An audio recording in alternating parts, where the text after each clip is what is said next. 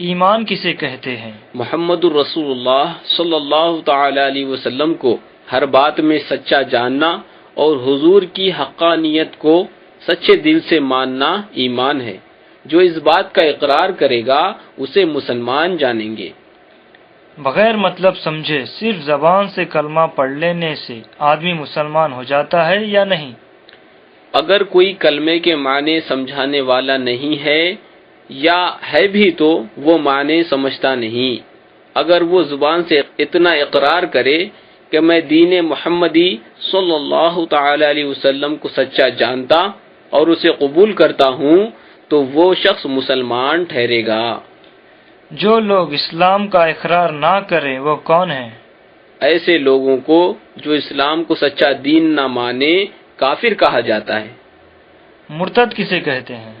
اسلام کا کلمہ پڑھ کر جو شخص زبان سے کلمہ کفر بکے اور اپنی بات کو سچ مانے، یعنی کفری بات پر نفرت نہ کرے، وہ مرتد کہلاتا ہے۔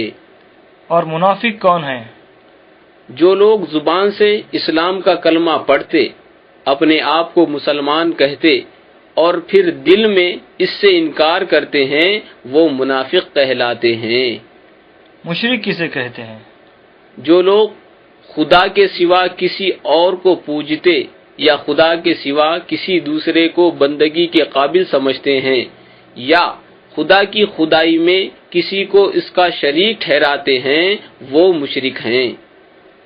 دنیا کے کون کون سے قومیں مشرک ہیں؟ جیسے ہندو جو بتوں کی پوجا پاٹ کرتے ہیں اور بتوں کو خدا کی خدائی میں شریک سمجھتے ہیں، یا عیسائی اور یہودی یا پارسی وغیرہ جو 2 یا 3 خدا مانتے ہیں، یہ سب مشرک ہیں۔ کیا مسلمان میں مشرک ہوتے ہیں؟ توبہ توبہ، مسلمان کس طرح مشرک ہو سکتا ہے؟ مسلمان خدا کو ایک سمجھتا ہے اور مشرک دوسروں کو خدا کا شریک ٹھہراتا ہے۔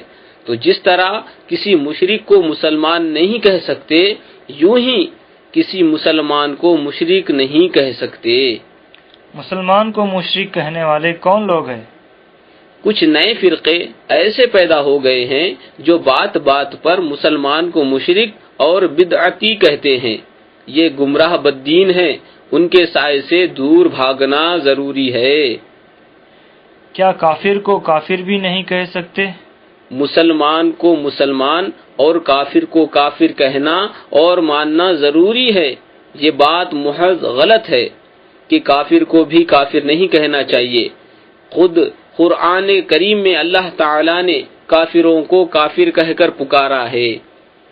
قل یا ایھا الکافرون، اے کافرو،